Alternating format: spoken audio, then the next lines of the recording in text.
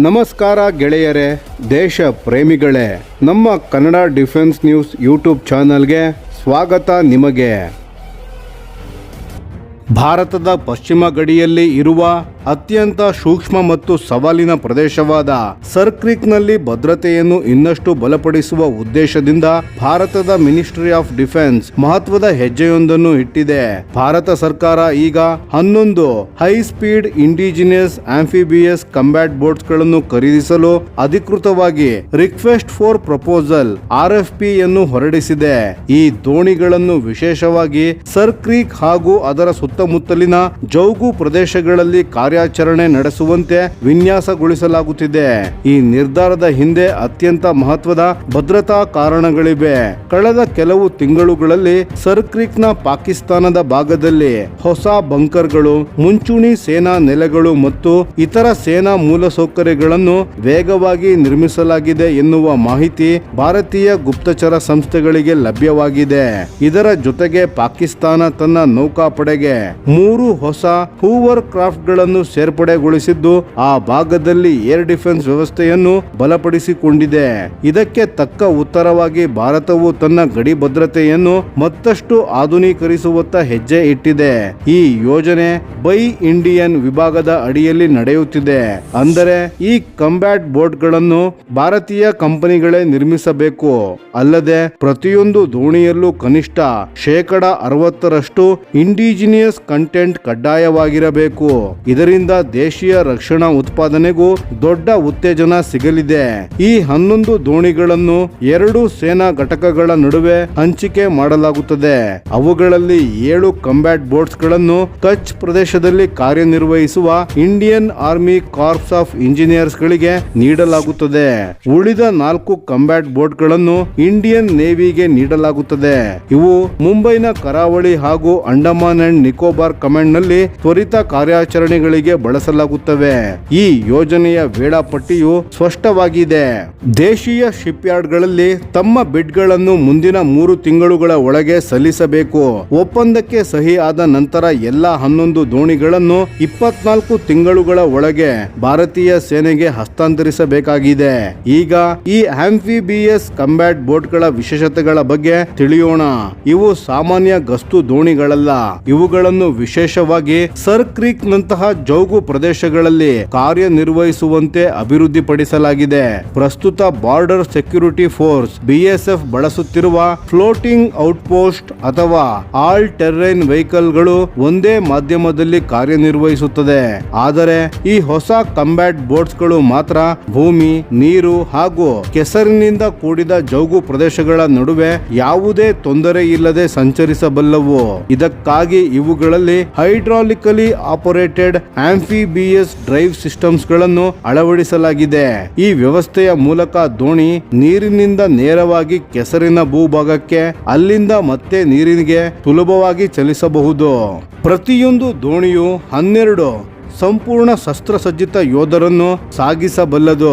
ಇಲ್ಲವೇ ಸುಮಾರು 1500 ಕಿಲೋಗ್ರಾಂ ತೂಕದ ಸಾಮಗ್ರಿಗಳನ್ನು ಹೊತ್ತೊಯ್ಯುವ ಸಾಮರ್ಥ್ಯ ಹೊಂದಿದೆ. ಅಷ್ಟೇ ಅಲ್ಲದೆ ಇವುಗಳು 40 ನಾಟ್ಸ್ಗಿಂತ ಹೆಚ್ಚು ವೇಗದಲ್ಲಿ ಚಲಿಸಬಲ್ಲವು. ಅಂದರೆ ತುರ್ತು ಪರಿಸ್ಥಿತಿಯಲ್ಲಿ ಕ್ಷಣಾರ್ಧದಲ್ಲಿ ಪ್ರತಿಕ್ರಿಯಿಸುವ ಸಾಮರ್ಥ್ಯವನ್ನು ಭಾರತೀಯ ಪಡೆಗಳಿಗೆ ನೀಡಲಿವೆ.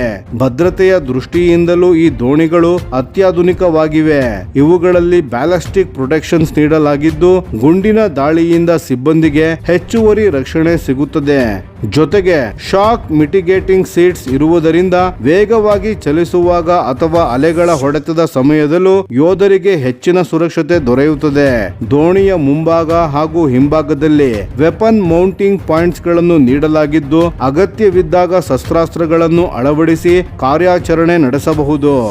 ಇದರ ಜೊತೆಗೆ ಈ ಕಂಬ್ಯಾಟ್ ಬೋಟ್ಸ್ ಗಳಲ್ಲಿ ಅತ್ಯಾಧುನಿಕ radar, GPS, automatic identification system, gyro compass, electro optical sensor ಹಾಗೂ ಇನ್ಫ್ರಾರೆಡ್ ಸರ್ವಿಲೆನ್ಸ್ ಸಿಸ್ಟಮ್ಸ್ ಗಳನ್ನು ಅಳವಡಿಸಲಾಗುತ್ತದೆ. ಇದರಿಂದ ಹಗಲು ರಾತ್ರಿ, ಮಂಜು ಅಥವಾ ಕಡಿಮೆ ಗೋಚರತೆಯ ಪರಿಸ್ಥಿತಿಯಲ್ಲಿಯೂ ಶತ್ರುಗಳ ಚಲನವಲನವನ್ನು ಪರಿಣಾಮಕಾರಿಯಾಗಿ ಪತ್ತೆ ಹಚ್ಚಲು ಸಾಧ್ಯವಾಗುತ್ತದೆ. ಮತ್ತೊಂದು ಪ್ರಮುಖ ವೈಶಿಷ್ಟ್ಯವೆಂದರೆ ಈ ಕಂಬ್ಯಾಟ್ ಬೋಟ್ಸ್ ಗಳನ್ನು ಅಗತ್ಯವಿದ್ದಾಗ ಇದ್ದಾಗ ಹೆವಿ ಟ್ಯಾಂಕ್ ಟ್ರಾನ್ಸ್ಪೋರ್ಟರ್ ಮೂಲಕ ರಸ್ತೆಯಲ್ಲಿಯೂ ಸಾಗಿಸಬಹುದು. ಅದೇ ರೀತಿ ಭಾರತೀಯ ವಾಯುಪಡೆಯ C-17 ಗ್ಲೋಬ್ ಮಾಸ್ಟರ್ ಹಾಗೂ IL-76 ವಿಮಾನಗಳ ಮೂಲಕ ದೇಶದ ಯಾವುದೇ ಭಾಗಕ್ಕೆ ತ್ವರಿತವಾಗಿ ವಾಯು ಮಾರ್ಗದಲ್ಲಿ ಕಳುಹಿಸಬಹುದಾಗಿದೆ. ಇದರಿಂದ ಅಗತ್ಯವಿದ್ದಾಗ ಯಾವುದೇ ಗಡಿ ಭಾಗದಲ್ಲಿ ತಕ್ಷಣ ನಿಯೋಜನೆ ಸಾಧ್ಯವಾಗುತ್ತದೆ.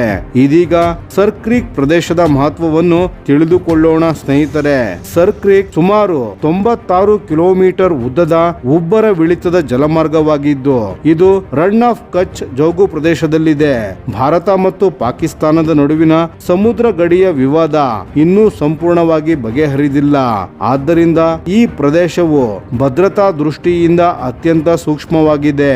ಈ ಜೌಗು ಪ್ರದೇಶದ ಆಳ ಕಡಿಮೆ ಇರುವುದರಿಂದ ಮತ್ತು ಭೂಪ್ರದೇಶ ನಿರಂತರವಾಗಿ ಬದಲಾಗುತ್ತಿರುವುದರಿಂದ ಕಳ್ಳ ಸಾಗಣೆಗಾರರು ಹಾಗೂ ಗಡಿಯೊಳಗೆ ನುಸುಳುವವರು ಚಟುವಟಿಕೆಗಳಿಗೆ ಇದು ಬಹಳ ಕಾಲದಿಂದ ಬಳಸಲ್ಪಡುತ್ತಿತ್ತು. ಭಾರತದ ಭದ್ರತಾ ಸಂಸ್ಥೆಗಳು ಈ ಪ್ರದೇಶದ ಬಗ್ಗೆ ವಿಶೇಷ ಎಚ್ಚರಿಕೆ ವಹಿಸುವ ಮತ್ತೊಂದು ಕಾರಣವೂ ಇದೆ. 2008ರ 26/11 ಮುಂಬೈ ಉಗ್ರ ದಾಳಿಯ ವೇಳೆ ಉಗ್ರರು ಮೊದಲಿಗೆ ಗುಜರಾತ್ ಕರಾವಳಿಯ ಸಮೀಪ ಭಾರತೀಯ ಮೀನುಗಾರಿಕಾ ದೋಣಿಯನ್ನು ಅಪಹರಿಸಿ ನಂತರ ಮುಂಬೈ ಕಡೆಗೆ ಪ್ರಯಾಣಿಸಿದ್ದರು. ಆ ಘಟನೆ ಬಳಿಕ ಈ ಪ್ರದೇಶದ ಭದ್ರತೆಗೆ ಭಾರತ ಅತ್ಯಂತ ಹೆಚ್ಚಿನ ಆದ್ಯತೆ ನೀಡುತ್ತಿದೆ. ಈ ಹೊಸ ಆಂಫಿಬಿಯಸ್ ಕಂಬ್ಯಾಟ್ ಬೋಟ್ಸ್ಗಳು ಸೇರ್ಪಡೆಯಾದ ನಂತರ ಇದುವರೆಗೆ ತಲುಪಲು ಕಷ್ಟವಾಗುತ್ತಿದ್ದ ಕೆಸರಿನ ಪ್ರದೇಶಗಳಲ್ಲಿಯೂ ಭಾರತೀಯ ಪಡೆಗಳು ನಿರಂತರ ಗಸ್ತು ನಡೆಸಲು ಸಾಧ್ಯವಾಗಲಿದೆ. ಇದರಿಂದ ಗಡಿ ಭದ್ರತೆ ಇನ್ನಷ್ಟು ಬಲವಾಗುವುದರ ಜೊತೆಗೆ ಪಾಕಿಸ್ತಾನದ ಹೆಚ್ಚುತ್ತಿರುವ ಸೇನಾ ಚಟುವಟಿಕೆಗಳಿಗೆ ಭಾರತ ಸಮರ್ಥವಾಗಿ ಪ್ರತಿಕ್ರಿಯಿಸುವ ಸಾಮರ್ಥ್ಯವನ್ನು ಮತ್ತಷ್ಟು ವೃದ್ಧಿಸಲಿದೆ. ಭಾರತಕ್ಕೆ ಇಂತಹ ಆಂಫಿಬಿಯಸ್ ಕಂಬ್ಯಾಟ್ ಬೋಟ್ಸ್ಗಳ ಅಗತ್ಯವಿದೆಯೇ? ನಿಮ್ಮ ಅಭಿಪ್ರಾಯವನ್ನು ದಯವಿಟ್ಟು ಕಾಮೆಂಟ್ನಲ್ಲಿ ತಿಳಿಸಿ. ಧನ್ಯವಾದಗಳು.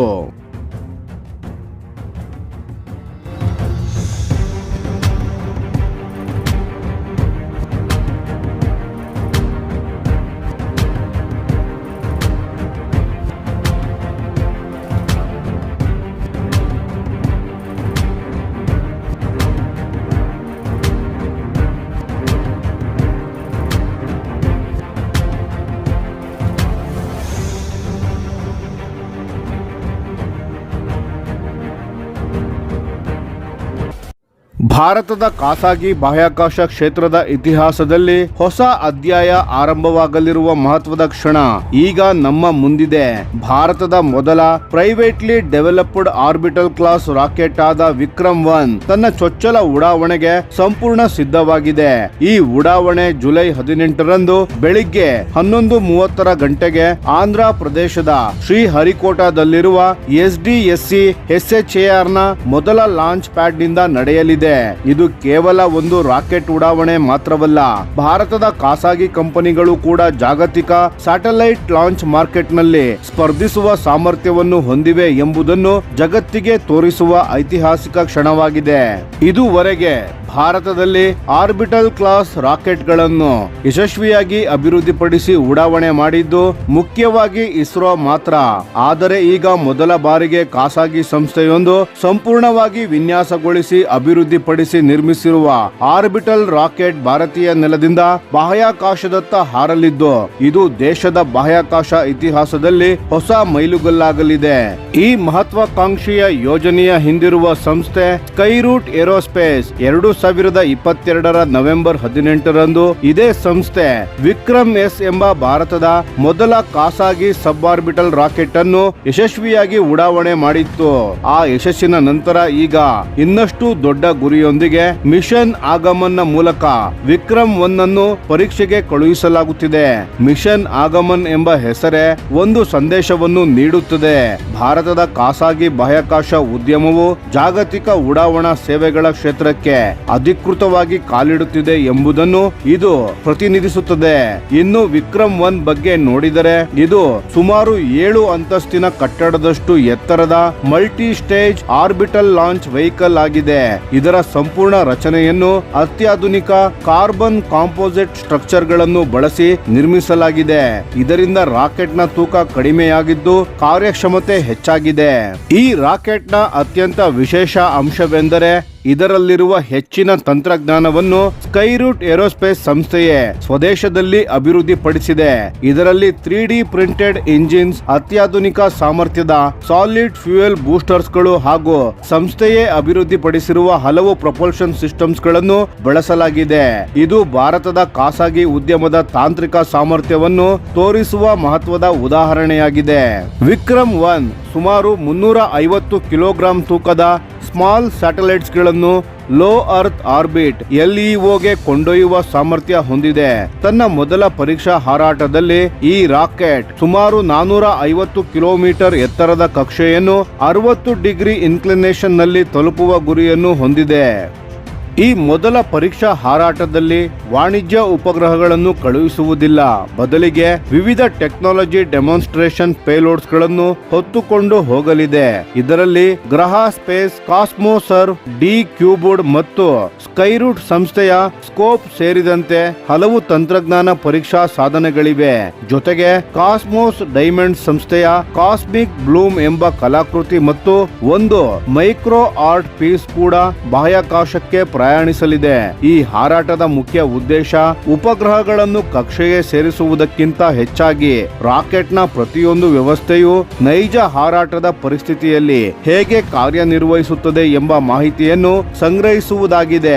ಈ ಫ್ಲೈಟ್ ಡೇಟಾ ಮುಂದಿನ ಆವೃತ್ತಿಯ ವಿಕ್ರಮ್ ರಾಕೆಟ್ಗಳನ್ನು ಇನ್ನಷ್ಟು ವಿಶ್ವಾಸಾರ್ಹ ಹಾಗೂ ಪರಿಣಾಮಕಾರಿಯಾಗಿ ಅಭಿವೃದ್ಧಿಪಡಿಸಲು ಅತ್ಯಂತ ಪ್ರಮುಖವಾಗಲಿದೆ. ಸ್ಕೈರೂಟ್ ಏರೋಸ್ಪೇಸ್ ಸಂಸ್ಥೆಯ ಕೋ-ಫೌಂಡರ್ ಹಾಗೂ ಸಿಇಒ ಪವನ್ ಕುಮಾರ್ ಚಂದನ ಅವರ ಮಾತಿನ ಪ್ರಕಾರ ನೆಲಮಟ್ಟದಲ್ಲಿ ಮಾಡಬಹುದಾದ ಪ್ರತಿಯೊಂದು ಪರೀಕ್ಷೆಯನ್ನು ಈಗಾಗಲೇ ಯಶಸ್ವಿಯಾಗಿ ಪೂರ್ಣಗೊಳಿಸಲಾಗಿದೆ. ಈಗ ನೈಜ ಹಾರಾಟದಲ್ಲಿ ರಾಕೆಟ್ ಹೇಗೆ ಕಾರ್ಯನಿರ್ವಹಿಸುತ್ತದೆ ಎಂಬುದನ್ನು ನೋಡಲು ಸಂಸ್ಥೆ ಕಾತುರದಿಂದ ಕಾಯುತ್ತಿದೆ. ಈ ಮೊದಲ ಪರೀಕ್ಷೆಯಿಂದ ದೊರೆಯುವ ಮಾಹಿತಿಯೇ ಮುಂದಿನ ಎಲ್ಲಾ ಉಡಾವಣೆಗಳಿಗೆ ಭದ್ರವಾದ ಅಡಿಪಾಯವಾಗಲಿದೆ ಎಂದು ಅವರು ತಿಳಿಸಿದ್ದಾರೆ.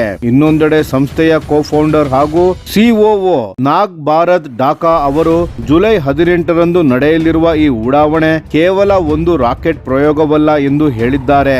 ಸುಮಾರು 1000ಕ್ಕೂ ಹೆಚ್ಚು ಜನರ ಪರಿಶ್ರಮ, 400ಕ್ಕೂ ಹೆಚ್ಚು ಭಾರತೀಯ ಪೂರೈಕೆದಾರರ ಕೊಡುಗೆ ಹಾಗೂ ಸುಮಾರು 3000 ದಿನಗಳ ನಿರಂತರ ಶ್ರಮ ಈ ಯೋಜನೆಯ ಹಿಂದೆ ಇದೆ ಎಂದು ಅವರು ತಿಳಿಸಿದ್ದಾರೆ.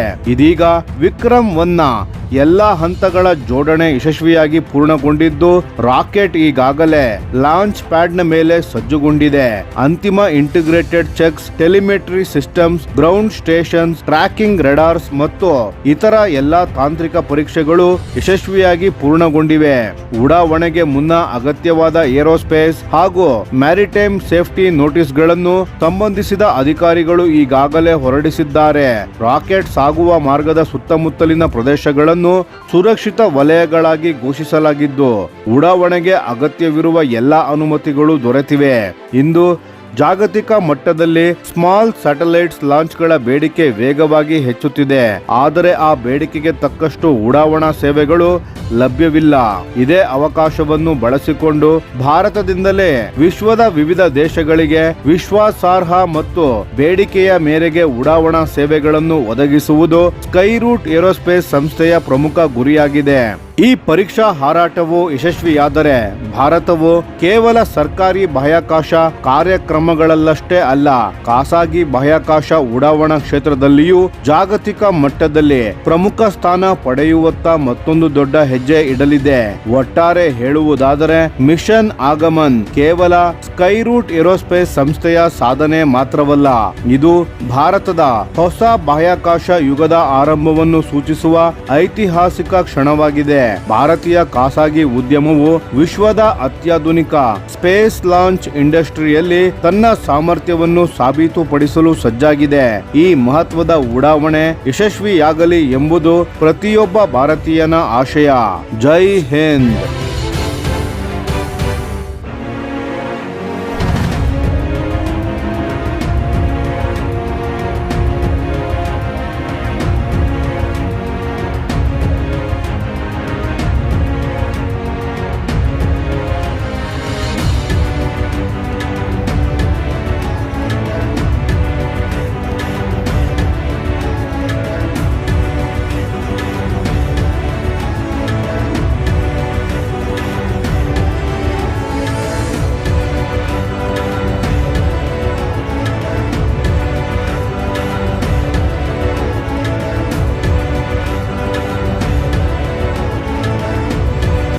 ವಿಶ್ವದ ರಕ್ಷಣಾ ಕ್ಷೇತ್ರದಲ್ಲಿ ಈಗ ಅತ್ಯಂತ ಹೆಚ್ಚು ಚರ್ಚೆಯಾಗುತ್ತಿರುವ ವಿಷಯವೆಂದರೆ ಚೀನಾದ J-35 ಸ್ಟೆಲ್ತ್ ಫೈಟರ್ ಜೆಟ್. ಇದುವರೆಗೆ ಪರೀಕ್ಷಾ ಹಂತದಲ್ಲಿದ್ದ ಈ ಯುದ್ಧ ವಿಮಾನ ಈಗ ದೊಡ್ಡ ಪ್ರಮಾಣದಲ್ಲಿ ಉತ್ಪಾದನೆಯಾಗುತ್ತಿದೆ ಎಂಬ ಮಾಹಿತಿ ಹೊರ ಬಂದಿದೆ.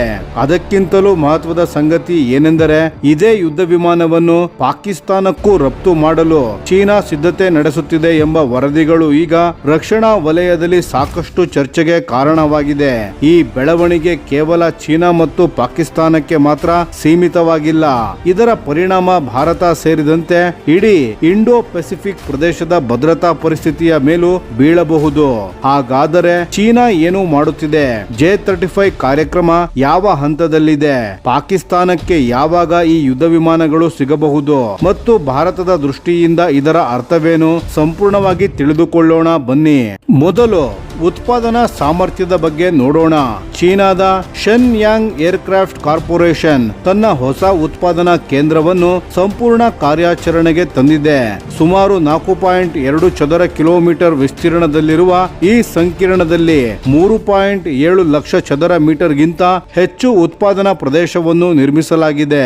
ಇದರ ಜೊತೆಗೆ ಹೊಸದಾಗಿ ಸುಮಾರು 3660 ಮೀಟರ್ ಉದ್ದದ ರನ್ವೇ ಕೂಡ ನಿರ್ಮಿಸಲಾಗಿದ್ದು ಉತ್ಪಾದನೆಯಾದ ಎಲ್ಲಾ ಯುದ್ಧ ವಿಮಾನಗಳನ್ನು ಅಲ್ಲಿಯೇ ಪರೀಕ್ಷಿಸುವ ವ್ಯವಸ್ಥೆ ಕಲ್ಪಿಸಲಾಗಿದೆ.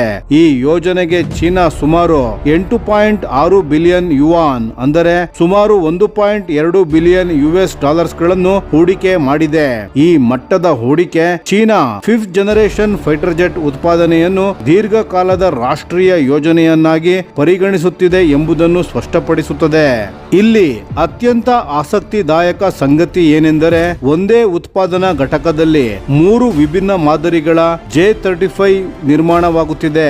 ಮೊದಲನೆಯದು ನೇವಲ್ ವೇರಿಯಂಟ್. ಇದು ಚೀನಾದ ನೌಕಾಪಡೆಯ ಏರ್ಕ್ರಾಫ್ಟ್ ಕ್ಯಾರಿಯರ್ ಕಾರ್ಯಾಚರಣೆಗೆ ವಿನ್ಯಾಸಗೊಳಿಸಲಾಗಿದೆ. ಎರಡನೆಯದು J-35A. ಇದು People's Liberation Army Air Force ಬಳಸುವ ಭೂ ಆಧಾರಿತ ಮಾದರಿ. ಮೂರನೆಯದು J-35AE. ಇದು ವಿದೇಶಿ ರಾಷ್ಟ್ರಗಳಿಗೆ ರಫ್ತು ಮಾಡುವ ಎಕ್ಸ್ಪೋರ್ಟ್ ವರ್ಷನ್. ಈ 3 ಮಾದರಿಗಳಲ್ಲೂ ಬಹುತೇಕ ಸೆನ್ಸಾರ್, ಏವಿಯಾನಿಕ್ಸ್ ಮತ್ತು ಪ್ರಮುಖ ವ್ಯವಸ್ಥೆಗಳು ಒಂದೇ ರೀತಿಯಾಗಿರುವುದರಿಂದ ಉತ್ಪಾದನೆ ವೇಗವಾಗಿ ಸಾಗುತ್ತಿದೆ. ಅಗತ್ಯಕ್ಕೆ ಅನುಗುಣವಾಗಿ ದೇಶೀಯ ಬಳಕೆ ಅಥವಾ ರಫ್ತಿಗಾಗಿ ಉತ್ಪಾದನೆಯ ಪ್ರಮಾಣವನ್ನು ಸುಲಭವಾಗಿ ಬದಲಾಯಿಸುವ ಅವಕಾಶವು ಚೀನಾಕ್ಕೆ ದೊರಕಿದೆ. ಓಪನ್ ಸೋರ್ಸ್ ಇಂಟೆಲಿಜೆನ್ಸ್ ನ ಪ್ರಕಾರ 2026 ಜೂನ್ ವೇಳೆಗೆ ಸೀರಿಯಲ್ ನಂಬರ್ 350030 ಹೊಂದಿರುವ J-35 ವಿಮಾನ ಪತ್ತೆಯಾಗಿದೆ. ಇದರಿಂದ ಕನಿಷ್ಠ 30 ಸರಣಿ ಉತ್ಪಾದನೆಯ ವಿಮಾನಗಳು ಈಗಾಗಲೇ ನಿರ್ಮಾಣವಾಗಿವೆ ಎಂಬ ಅಂದಾಜು ಕೂಡ ವ್ಯಕ್ತವಾಗಿದೆ. ಇದೀಗ J-35A ಬಗ್ಗೆ ನೋಡೋಣ. ಚೀನಾದ ವಾಯುಪಡೆ ಈಗಾಗಲೇ J-20 ಯುದ್ಧ ವಿಮಾನಗಳನ್ನು ಬಳಸುತ್ತಿದೆ. ಆದರೆ J-20 ಅತ್ಯಂತ ದೊಡ್ಡದು ಹಾಗೂ ದುಬಾರಿ ಯುದ್ಧ ವಿಮಾನವಾಗಿದೆ. ಆದ್ದರಿಂದ ಕಡಿಮೆ ವೆಚ್ಚದಲ್ಲಿ ಹೆಚ್ಚಿನ ಸಂಖ್ಯೆಯಲ್ಲಿ ಕಾರ್ಯಾಚರಣೆ ನಡೆಸಲು ಚೀನಾ J-35A ಅನ್ನು ಸೇರ್ಪಡೆ ಮಾಡುತ್ತಿದೆ. ಇದರಿಂದ ಚೀನಾಕ್ಕೆ ಈಗ 2 ವಿಭಿನ್ನ 5th ಜನರೇಷನ್ ಫೈಟರ್ ಜೆಟ್ಗಳನ್ನು ಒಂದೇ ಸಮಯದಲ್ಲಿ ಬಳಸುವ ಸಾಮರ್ಥ್ಯ ದೊರೆತಿದೆ. ಒಂದು ಭಾರಿ ಸಾಮರ್ಥ್ಯದ J-20, ಮತ್ತೊಂದು ಕಡಿಮೆ ವೆಚ್ಚದಲ್ಲಿ ಹೆಚ್ಚಿನ ಸಂಖ್ಯೆಯಲ್ಲಿ ಬಳಸಬಹುದಾದ J-35A. ಇದು ಅಮೆರಿಕಾದ ಹೈ-ಲೋ ಫೈಟರ್ ಕಾನ್ಸೆಪ್ಟ್ ಅನ್ನು ನೆನಪಿಸುವ ರೀತಿಯ ಫೋರ್ಸ್ ಸ್ಟ್ರಕ್ಚರ್ ಆಗಿದೆ. 2025 ಸೆಪ್ಟೆಂಬರ್ ನಲ್ಲಿ ನಡೆದ ವಿಕ್ಟರಿ ಡೇ ಪೆರೇಡ್ ನಲ್ಲಿ J-35 ಕುಟುಂಬದ ಯುದ್ಧ ವಿಮಾನಗಳನ್ನು ಸಾರ್ವಜನಿಕವಾಗಿ ಪ್ರದರ್ಶಿಸುವ ಮೂಲಕ ಚೀನಾ ತನ್ನ ಕಾರ್ಯಾಚರಣೆಯ ಸಿದ್ಧತೆಯನ್ನು ಜಗತ್ತಿಗೆ ತೋರಿಸಿತು. ಈಗ ಅತ್ಯಂತ ಮಹತ್ವದ ವಿಷಯವಾದ ಪಾಕಿಸ್ತಾನದತ್ತ ಬರೋಣ. ಓಪನ್ ಸೋರ್ಸ್ ವರದಿಗಳ ಪ್ರಕಾರ ಪಾಕಿಸ್ತಾನ J-35AE ಖರೀದಿಸಲು ಮುಂದಾಗಿದೆ. ಪ್ರಾರಂಭಿಕ ಯೋಜನೆಯ ಅಡಿ ಸುಮಾರು 40 J-35AE ಫೈಟರ್ ಜೆಟ್ಸ್ ಗಳನ್ನು ಖರೀದಿಸುವ ಸಾಧ್ಯತೆ ಕುರಿತು ಹಲವು ವರದಿಗಳು ಬಂದಿವೆ.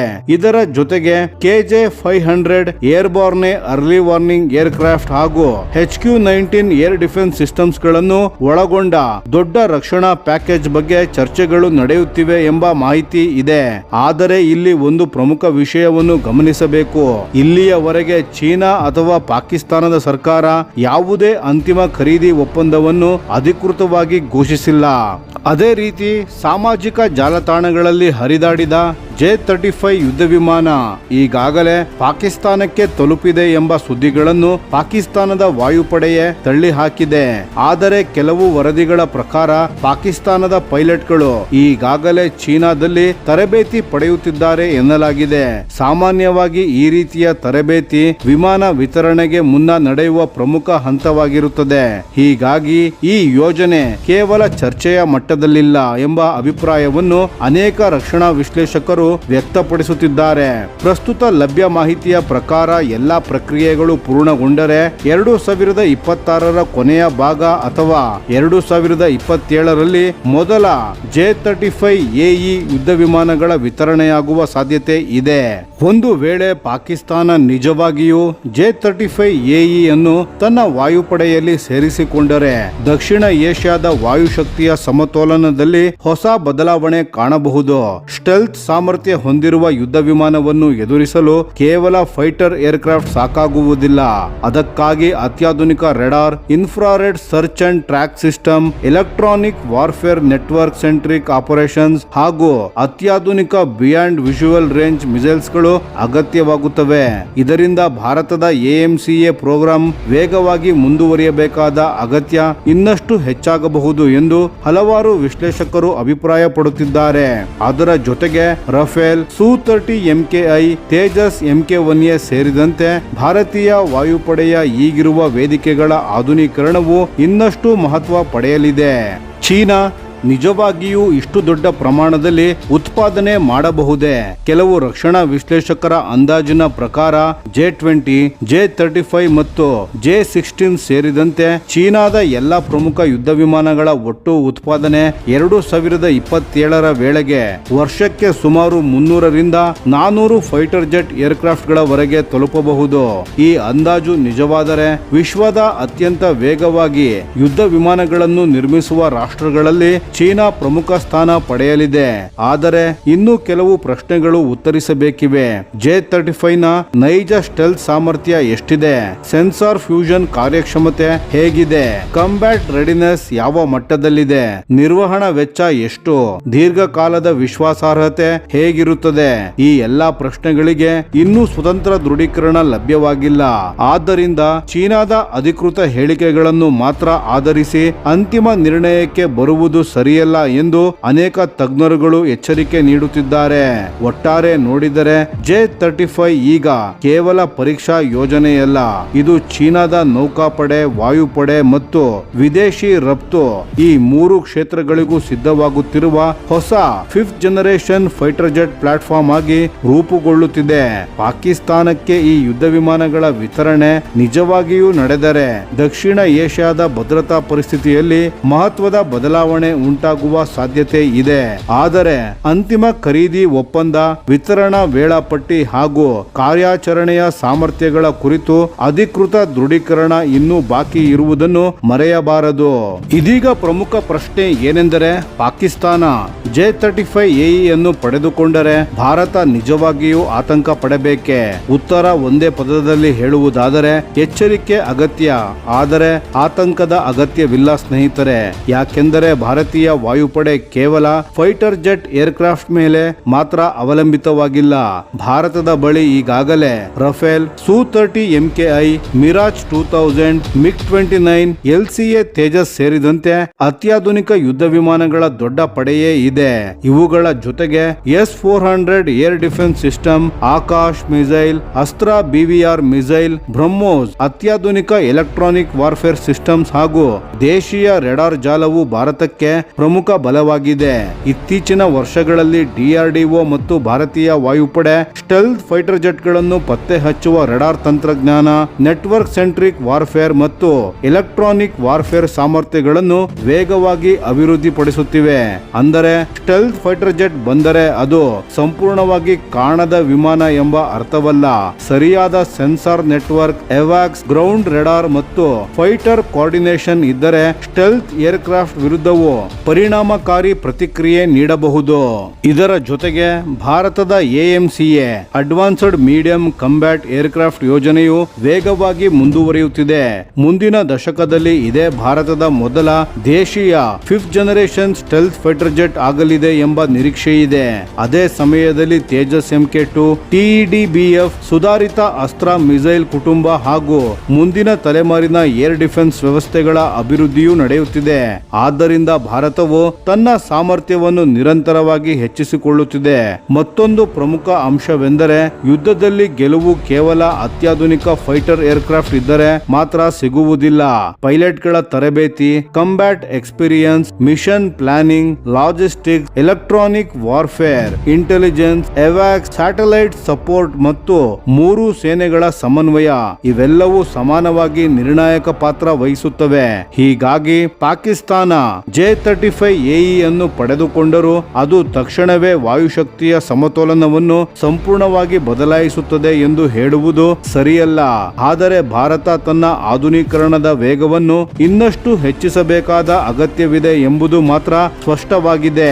ಮುಂದಿನ ಕೆಲವು ವರ್ಷಗಳು ಭಾರತ, ಚೀನಾ ಮತ್ತು ಪಾಕಿಸ್ತಾನದ ವಾಯುಶಕ್ತಿ ಸ್ಪರ್ಧೆಯಲ್ಲಿ ಅತ್ಯಂತ ಮಹತ್ವದ ಅವಧಿಯಾಗಲಿದೆ. ಭಾರತದ AMCA, ತೇಜಸ್ MK2 ಮತ್ತು ಹೊಸ ಏರ್ ಡಿಫೆನ್ಸ್ ಸಾಮರ್ಥ್ಯಗಳು ಎಷ್ಟು ವೇಗವಾಗಿ ಸೇವೆಗೆ ಬರುತ್ತವೆ ಎಂಬುದೇ ಭವಿಷ್ಯದ ಶಕ್ತಿ ಸಮತೋಲನವನ್ನು ನಿರ್ಧರಿಸುವ ಪ್ರಮುಖ ಅಂಶವಾಗಬಹುದು. ಭಾರತವು ತನ್ನ ಅತ್ಯಾಧುನಿಕ ಬ್ರಹ್ಮೋಸ್ ಸೂಪರ್ಸಾನಿಕ್ ಕ್ರೂಸ್ ಮಿಸೈಲ್ ಅನ್ನು ತೈವಾನ್ಗೆ ಏಕೆ ನೀಡುವುದಿಲ್ಲ? ಈ ಪ್ರಶ್ನೆ ಇತ್ತೀಚಿನ ದಿನಗಳಲ್ಲಿ ಸಾಕಷ್ಟು ಚರ್ಚೆಯಾಗುತ್ತಿದೆ.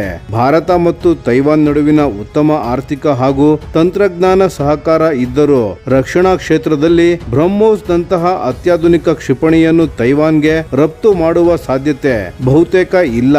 ಅದರ ಹಿಂದೆ ಇರುವ ಪ್ರಮುಖ ಕಾರಣಗಳು ಯಾವುವು ಎಂಬುದನ್ನು ಈಗ ಸರಳವಾಗಿ ತಿಳಿದುಕೊಳ್ಳೋಣ ಬನ್ನಿ. ಮೊದಲನೆಯದಾಗಿ, ಭಾರತ ಹಲವು ವರ್ಷಗಳಿಂದ ಒನ್ ಚೈನಾ ಪಾಲಿಸಿಯನ್ನು ಅತ್ಯಂತ ಎಚ್ಚರಿಕೆಯಿಂದ ಅನುಸರಿಸುತ್ತಿದೆ. ಅಂದರೆ ತೈವಾನ್ ಅನ್ನು ಪ್ರತ್ಯೇಕ ರಾಷ್ಟ್ರವೆಂದು ಅಧಿಕೃತವಾಗಿ ಗುರುತಿಸದೆ ಚೀನಾದೊಂದಿಗೆ ರಾಜತಾಂತ್ರಿಕ ಸಮತೋಲನವನ್ನು ಕಾಪಾಡುವ ಪ್ರಯತ್ನವನ್ನು ಭಾರತ ಮುಂದುವರೆಸುತ್ತಿದೆ. ಇಂತಹ ಪರಿಸ್ಥಿತಿಯಲ್ಲಿ ಬ್ರಹ್ಮೋಸ್ ನಂತಹ ಅತ್ಯಾಧುನಿಕ ಆಯುಧವನ್ನು ತೈವಾನ್ಗೆ ಒದಗಿಸುವುದು ಬೀಜಿಂಗ್ನಿಂದ ಅತ್ಯಂತ ತೀವ್ರ ಪ್ರತಿಕ್ರಿಯೆಗೆ ಕಾರಣವಾಗಬಹುದು.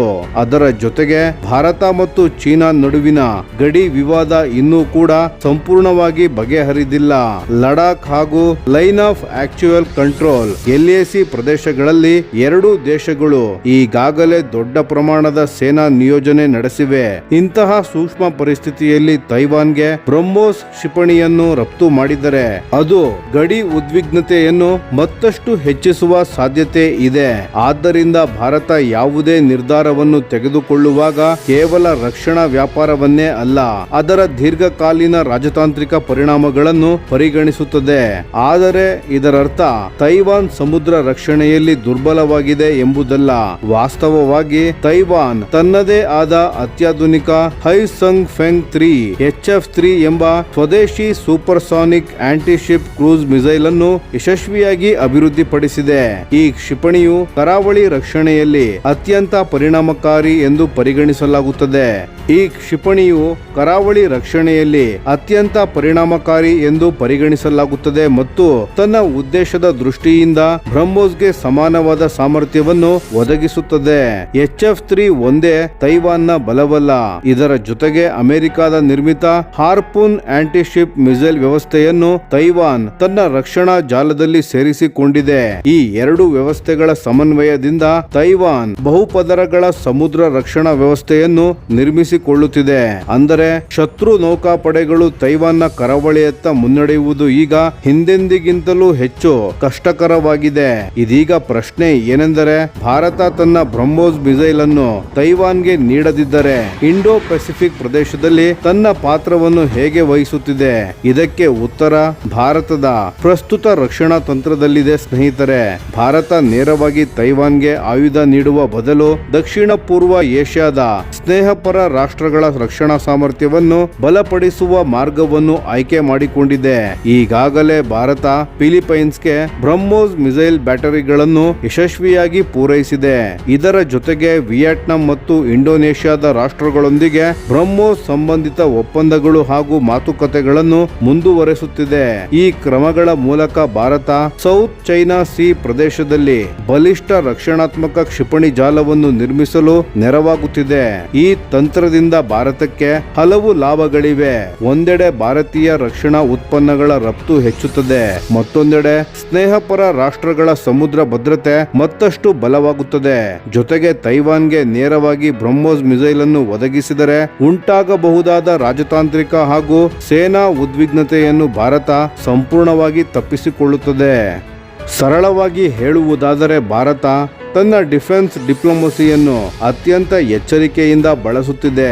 ನೇರವಾಗಿ ಚೀನಾದ ಅತ್ಯಂತ ಸೂಕ್ಷ್ಮ ರಾಜಕೀಯ ವಿಷಯದ ತೈವಾನ್ ವಿಚಾರದಲ್ಲಿ ತಲೆ ಹಾಕದೆ, ಅದೇ ಸಮಯದಲ್ಲಿ ಇಂಡೋ ಪೆಸಿಫಿಕ್ ಪ್ರದೇಶದಲ್ಲಿ ಸ್ನೇಹಪರ ರಾಷ್ಟ್ರಗಳ ರಕ್ಷಣಾ ಸಾಮರ್ಥ್ಯವನ್ನು ಹೆಚ್ಚಿಸುವ ಮೂಲಕ ಪ್ರಾದೇಶಿಕ ಭದ್ರತೆಗೆ ಮಹತ್ವದ ಕೊಡುಗೆ ನೀಡುತ್ತಿದೆ.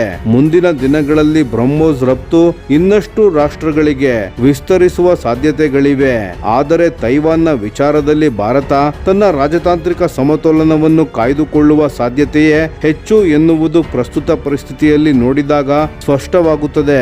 ಭಾರತದ ಈ ನಡೆ ಕೇವಲ ಕ್ಷಿಪಣಿಗಳನ್ನು ಮಾರಾಟ ಮಾಡುವ ನೀತಿಯಲ್ಲ, ಬದಲಾಗಿ ದೀರ್ಘಕಾಲೀನ ರಾಷ್ಟ್ರೀಯ ಹಿತಾಸಕ್ತಿ, ಪ್ರಾದೇಶಿಕ ಸ್ಥಿರತೆ ಹಾಗೂ ಸಮತೋಲಿತ ವಿದೇಶಾಂಗ ನೀತಿಯನ್ನು ಒಟ್ಟಿಗೆ ಮುಂದುವರಿಸುವ ಒಂದು ಸೂಕ್ಷ್ಮ ತಂತ್ರವಾಗಿದೆ. ಸ್ನೇಹಿತರೆ, ಈ ವಿಷಯದ ಬಗ್ಗೆ ನಿಮ್ಮ ಅನಿಸಿಕೆ ಮತ್ತು ಅಭಿಪ್ರಾಯಗಳನ್ನು ದಯವಿಟ್ಟು ಕಾಮೆಂಟ್ ಮಾಡಿ ತಿಳಿಸಿ. ಧನ್ಯವಾದಗಳು. ಭಾರತೀಯ ನೌಕಾಪಡೆಯ ಸಾಮರ್ಥ್ಯವನ್ನು ಮತ್ತೊಂದು ಹಂತಕ್ಕೆ ಕೊಂಡೊಯ್ಯುವ ಮಹತ್ವದ ಬೆಳವಣಿಗೆ ಈಗ ನಡೆದಿದೆ. ಆಂಟಿ ಸಬ್ಮೆರಿನ್ ವಾರ್ಫೇರ್ ಕ್ಷೇತ್ರದಲ್ಲಿ ಭಾರತೀಯ ನೌಕಾಪಡೆಗೆ ಈಗ ಮತ್ತಷ್ಟು ಬಲ ಸಿಕ್ಕಿದೆ. ಅಮೆರಿಕಾದಲ್ಲಿ ನಿರ್ಮಾಣವಾಗಿರುವ ಅತ್ಯಾಧುನಿಕ MH-60R ಸಿ ಹಾಕ್ ಹೆಲಿಕಾಪ್ಟರ್ಗಳ ಮತ್ತೊಂದು ಘಟಕ ಕಳೆದ ವಾರ ನೇವಲ್ ಬೇಸ್ ಕೊಚ್ಚಿಗೆ ಯಶಸ್ವಿಯಾಗಿ ತಲುಪಿದೆ. ಅಷ್ಟೇ ಅಲ್ಲ, ಇದೇ ವಾರ ಇನ್ನೂ 2 MH-60R ಸಿ ಹಾಕ್ ಹೆಲಿಕಾಪ್ಟರ್ಗಳು ಭಾರತಕ್ಕೆ ಬರಲಿವೆ ಎಂದು ತಿಳಿದು ಬಂದಿದೆ. ಈ ಹೆಲಿಕಾಪ್ಟರ್ಗಳನ್ನು ಅಮೆರಿಕದ ಪ್ರಮುಖ ರಕ್ಷಣಾ ಕಂಪನಿಯಾದ ಲಾಕ್ಹೀಡ್ ಮಾರ್ಟಿನ್ ನಿರ್ಮಿಸಿದೆ. ಈ ಹೊಸ ಸೇರ್ಪಡೆ ಕೇವಲ ಭಾರತೀಯ ನೌಕಾಪಡೆಯ ಸಾಮರ್ಥ್ಯವನ್ನಷ್ಟೇ ಹೆಚ್ಚಿಸುವುದಿಲ್ಲ, ಭಾರತ ಮತ್ತು ಅಮೆರಿಕದ ನಡುವಿನ ರಕ್ಷಣಾ ಸಹಕಾರ ಮತ್ತಷ್ಟು ಗಟ್ಟಿಯಾಗುತ್ತಿರುವುದಕ್ಕೂ ಇದು ಪ್ರಮುಖ ಉದಾಹರಣೆಯಾಗಿದೆ. ವಿಶೇಷವಾಗಿ ಹಿಂದೂ ಮಹಾಸಾಗರ ಪ್ರದೇಶದಲ್ಲಿ ಸ್ಥಿರತೆ ಮತ್ತು ಭದ್ರತೆಯನ್ನು ಕಾಪಾಡುವ ಉದ್ದೇಶದಲ್ಲಿ ಈ ಒಪ್ಪಂದಕ್ಕೆ ಮಹತ್ವದ ಸ್ಥಾನವಿದೆ. ಈಗ MH-60R ಸಿ ಹಾಕ್ ನ ಬಗ್ಗೆ ಮಾತನಾಡುವುದಾದರೆ, ಇದನ್ನು ನೌಕಾಪಡೆಯ ಜಗತ್ತಿನ ಅತ್ಯಂತ ಸಾಮರ್ಥ್ಯವಿರುವ ಮಲ್ಟಿರೋಲ್ ನೇವಲ್ ಹೆಲಿಕಾಪ್ಟರ್ ಎಂದು ಪರಿಗಣಿಸಲಾಗುತ್ತದೆ. ನೌಕಾಪಡೆಯ ಸಿಬ್ಬಂದಿ ಇದನ್ನು ಪ್ರೀತಿಯಿಂದ ರೋಮಿಯೋ ಎಂದು ಕರೆಯುತ್ತಾರೆ. ಆಧುನಿಕ ಸೆನ್ಸಾರ್ಸ್, ಅತ್ಯಾಧುನಿಕ ಮಿಷನ್ ಸಿಸ್ಟಮ್ಸ್ ಮತ್ತು ಪ್ರಬಲ ವೆಪನ್ ಸೂಟ್ ಹೊಂದಿರುವ ಈ ಹೆಲಿಕಾಪ್ಟರ್ ಅನ್ನು ಯುದ್ಧ ಪರಿಸ್ಥಿತಿಗಳಲ್ಲಿ ಅತ್ಯಂತ ಪರಿಣಾಮಕಾರಿಯಾಗಿ ಕಾರ್ಯನಿರ್ವಹಿಸುವಂತೆ ವಿನ್ಯಾಸಗೊಳಿಸಲಾಗಿದೆ. ಈ ಹೆಲಿಕಾಪ್ಟರ್ ಭಾರತೀಯ ನೌಕಾಪಡೆಯ ಗೈಡೆಡ್ ಮಿಸೈಲ್ ಡೆಸ್ಟ್ರಾಯರ್ಸ್, ಫ್ರಿಗೇಟ್ಸ್ ಹಾಗೂ ದೇಶೀಯವಾಗಿ ನಿರ್ಮಿಸಿರುವ ಏರ್ಕ್ರಾಫ್ಟ್ ಕ್ಯಾರಿಯರ್ಸ್ ಗಳ ಮೇಲಿಂದಲೇ ಕಾರ್ಯಾಚರಣೆ ನಡೆಸಬಲ್ಲದು. ಸಮುದ್ರದ ಯಾವುದೇ ಭಾಗದಲ್ಲಿ ಶತ್ರುವಿನ ಚಲನವಲನವನ್ನು ಪತ್ತೆ ಹಚ್ಚಿ ತಕ್ಷಣ ಪ್ರತಿಕ್ರಿಯಿಸುವ ಸಾಮರ್ಥ್ಯ ಇದಕ್ಕಿದೆ. ಇದರ ಅತ್ಯಂತ ದೊಡ್ಡ ಶಕ್ತಿ ಎಂದರೆ ಆಂಟಿ ಸಬ್ಮೆರಿನ್ ವಾರ್ಫೇರ್ ಸಾಮರ್ಥ್ಯ. ಇಂದಿನ ಕಾಲದಲ್ಲಿ ಅತ್ಯಂತ ನಿಶಬ್ದವಾಗಿ ಚಲಿಸುವ ಆಧುನಿಕ ಜಲಂತರ್ಗಾಮಿಗಳನ್ನು ಪತ್ತೆ ಹಚ್ಚುವುದು ಅಷ್ಟು ಸುಲಭವಲ್ಲ. ಆದರೆ MH-60R ಸಿ ಹಾಕ್ ನಲ್ಲಿ ಅಳವಡಿಸಿರುವ ಅತ್ಯಾಧುನಿಕ ಡಿಪ್ಪಿಂಗ್ ಸೋನಾರ್, ಸೋನೋ ವಾಯ್ಸ್ ಮತ್ತು ಅಕೋಸ್ಟಿಕ್ ಪ್ರೊಸೆಸರ್ ಸಹಾಯದಿಂದ ಸಮುದ್ರದ ಆಳದಲ್ಲಿರುವ ಅತ್ಯಂತ ನಿಶಬ್ದ ಸಬ್ಮೆರಿನ್ ಗಳನ್ನು ಪತ್ತೆ ಹಚ್ಚಿ ಅವುಗಳ ಚಲನವಲನವನ್ನು ನಿರಂತರವಾಗಿ ಗಮನಿಸಬಹುದು. ಅದರ ಜೊತೆಗೆ ಇದು ಕೇವಲ ಜಲಂತರ್ಗಾಮಿಗಳ ಬೇಟೆಗಾರ ಮಾತ್ರವಲ್ಲ, ಅಗತ್ಯವಿದ್ದರೆ ಶತ್ರುವಿನ ಯುದ್ಧ ನೌಕೆಗಳ ಮೇಲೆಯೂ ನಿಖರ ದಾಳಿ ನಡೆಸುವ ಸಾಮರ್ಥ್ಯ ಹೊಂದಿದೆ. ಇದಕ್ಕಾಗಿ AGM-114 ಹೆಲ್ ಫೈರ್ ಮಿಸೈಲ್ ಹಾಗೂ MK-54 ಲೈಟ್ weight ಟಾರ್ಪೆಡೋಗಳನ್ನು ಹೊತ್ತೊಯ್ಯುತ್ತದೆ. ಇವುಗಳ ಮೂಲಕ ಸಮುದ್ರದಲ್ಲಿರುವ ಶತ್ರು ಗುರಿಗಳನ್ನು ಅತ್ಯಂತ ನಿಖರವಾಗಿ ಹೊಡೆದುರುಳಿಸಬಹುದು. ಇನ್ನೊಂದು ಪ್ರಮುಖ ವೈಶಿಷ್ಟ್ಯ ಎಂದರೆ ಇದರ ವೈಡ್ ಏರಿಯಾ ಸರ್ವಿಲೆನ್ಸ್ ಸಾಮರ್ಥ್ಯ. ಇದರಲ್ಲಿ ಅಳವಡಿಸಿರುವ ಅತ್ಯಾಧುನಿಕ ಮಲ್ಟಿ ಮೋಡ್ ರೆಡಾರ್ ಹಾಗೂ ಎಲೆಕ್ಟ್ರೋ ಆಪ್ಟಿಕಲ್ ಇನ್ಫ್ರಾರೆಡ್ ಸೆನ್ಸಾರ್ಸ್ ಗಳ ಸಹಾಯದಿಂದ ನೂರಾರು ಕಿಲೋಮೀಟರ್ ದೂರದವರೆಗೆ ಸಮುದ್ರದ ಚಟುವಟಿಕೆಗಳನ್ನು ಮೇಲ್ವಿಚಾರಣೆ ಮಾಡಬಹುದು. ಈ ಕಾರಣದಿಂದಲೇ ಇದನ್ನು ನೌಕಾಪಡೆಯ ಆಕಾಶದಲ್ಲಿರುವ ಕಣ್ಣು ಎಂದು ಕರೆಯಲಾಗುತ್ತದೆ. ಇದರ ಕಾರ್ಯಕ್ಷಮತೆ ಯುದ್ಧಕ್ಕೆ ಮಾತ್ರ ಸೀಮಿತವಾಗಿಲ್ಲ. ಅಗತ್ಯವಿದ್ದಾಗ combat search and rescue CSAR, ವೈದ್ಯಕೀಯ ತುರ್ತು ಪರಿಸ್ಥಿತಿಯಲ್ಲಿ ಮೆಡಿಕಲ್ ಎವ್ಯಾಕ್ಯುಯೇಷನ್ ಹಾಗೂ ಸಮುದ್ರದಲ್ಲಿರುವ ಯುದ್ಧ ನೌಕೆಗಳಿಗೆ ಅಗತ್ಯ ವಸ್ತುಗಳನ್ನು ತಲುಪಿಸುವ ವರ್ಟಿಕಲ್ ರೆಪ್ಲೆನಿಶ್ಮೆಂಟ್ ಕಾರ್ಯಗಳನ್ನು ಅತ್ಯಂತ ಯಶಸ್ವಿಯಾಗಿ ನಿರ್ವಹಿಸಬಲ್ಲದು. ಈ ಹೆಲಿಕಾಪ್ಟರ್ಗಳ ಸೇರ್ಪಡೆ ಭಾರತಕ್ಕೆ ಏಕೆ ಮಹತ್ವದ್ದು ಎಂಬುದನ್ನು ನೋಡಿದರೆ, ಇತ್ತೀಚಿನ ವರ್ಷಗಳಲ್ಲಿ ಇಂಡಿಯನ್ ಓಷನ್ ರೀಜನ್ ನಲ್ಲಿ ವಿವಿಧ ದೇಶಗಳ ಸಬ್ಮರೀನ್ಸ್ಗಳು ಹಾಗೂ ಯುದ್ಧ ನೌಕೆಗಳ ಚಟುವಟಿಕೆಗಳು ಗಮನಾರ್ಹವಾಗಿ ಹೆಚ್ಚುತ್ತಿವೆ. ಇಂತಹ ಸಂದರ್ಭದಲ್ಲಿ ಸಮುದ್ರದೊಳಗಿನ ಯಾವುದೇ ಬೆದರಿಕೆಯನ್ನು ಆರಂಭದಲ್ಲೇ ಪತ್ತೆ ಹಚ್ಚಿ ಅದನ್ನು ತಡೆಯುವ ಸಾಮರ್ಥ್ಯ ಭಾರತಕ್ಕೆ ಅತ್ಯಗತ್ಯವಾಗಿತ್ತು. MH-60R ಸೀಹಾಕ್ ಸೇರ್ಪಡೆಯಿಂದ ಭಾರತೀಯ ನೌಕಾಪಡೆಯ ಕ್ಯಾರಿಯರ್ ಬ್ಯಾಟಲ್ ಗ್ರೂಪ್ಸ್ ಈಗ ಇನ್ನಷ್ಟು ಸುರಕ್ಷಿತವಾಗಲಿದ್ದು, ಸಮುದ್ರದಲ್ಲಿ ಬಹುಹಂತದ ರಕ್ಷಣಾ ವ್ಯವಸ್ಥೆ ಮತ್ತಷ್ಟು ಬಲಿಷ್ಠವಾಗಲಿದೆ. ಇದರ ಜೊತೆಗೆ ಈ ಹೆಲಿಕಾಪ್ಟರ್ ಇನ್ನೊಂದು ಪ್ರಮುಖ ಪ್ರಯೋಜನವನ್ನು ನೀಡುತ್ತದೆ. ಜಗತ್ತಿನ ಅನೇಕ ಮಿತ್ರ ರಾಷ್ಟ್ರಗಳ ನೌಕಾಪಡೆಗಳು ಇದೇ MH-60R ಸೀಹಾಕ್ ಅನ್ನು ಬಳಸುತ್ತಿರುವುದರಿಂದ ಭಾರತವು ಅವುಗಳೊಂದಿಗೆ ನಡೆಸುವ ಜಂಟಿ ನೌಕಾ ಸಮರಾಭ್ಯಾಸಗಳಲ್ಲಿ ಉತ್ತಮ ಇಂಟರೋಪರಬಿಲಿಟಿ ಸಾಧಿಸಬಹುದು. ಅಂದರೆ ಮಾಹಿತಿ ವಿನಿಮಯ, ಸಂವಹನ ಮತ್ತು ಜಂಟಿ ಕಾರ್ಯಾಚರಣೆಗಳು ಇನ್ನಷ್ಟು ಪರಿಣಾಮಕಾರಿಯಾಗಲಿವೆ. ಮುಂದಿನ ದಿನಗಳಲ್ಲಿ ಉಳಿದ ಎಲ್ಲ MH-60R ಸೀಹಾಕ್ ಹೆಲಿಕಾಪ್ಟರ್ಗಳು ಭಾರತೀಯ ನೌಕಾಪಡೆಗೆ ಸೇರ್ಪಡೆಯಾದ ನಂತರ ಭಾರತದ ಸಮುದ್ರ ಭದ್ರತಾ ಸಾಮರ್ಥ್ಯ ಮತ್ತೊಂದು ಹಂತಕ್ಕೆ ಏರಲಿದೆ. ವಿಶ್ವದ ಅತ್ಯಂತ ಪ್ರಮುಖ ಸಮುದ್ರ ವ್ಯಾಪಾರ ಮಾರ್ಗಗಳಲ್ಲಿ ಭದ್ರತೆಯಲ್ಲಿ ಭಾರತ ಇನ್ನಷ್ಟು ಪ್ರಮುಖ ಪಾತ್ರ ವಹಿಸುವ ಸಾಮರ್ಥ್ಯವನ್ನು ಈ ಸೇರ್ಪಡೆಯು ಮತ್ತಷ್ಟು ಬಲಪಡಿಸಲಿದೆ. ಒಟ್ಟಾರೆ ಹೇಳುವುದಾದರೆ MH-60R ಸೀಹಾಕ್ ಕೇವಲ ಒಂದು ಹೊಸ ಹೆಲಿಕಾಪ್ಟರ್ ಅಲ್ಲ, ಇದು ಭಾರತೀಯ ನೌಕಾಪಡೆಯ ಆಂಟಿ ಸಬ್ಮರೀನ್ ವಾರ್ಫೇರ್, ಸಮುದ್ರದ ಮೇಲ್ವಿಚಾರಣೆ, ಯುದ್ಧ ಸಾಮರ್ಥ್ಯ ಮತ್ತು ಜಾಗತಿಕ ಮಟ್ಟದ ಸಮುದ್ರ ಭದ್ರತೆಯಲ್ಲಿ ಭಾರತದ ಸ್ಥಾನವನ್ನು ಇನ್ನಷ್ಟು ಗಟ್ಟಿಗೊಳಿಸುವ ಅತ್ಯಂತ ಮಹತ್ವದ ಸೇರ್ಪಡೆಯಾಗಿದೆ.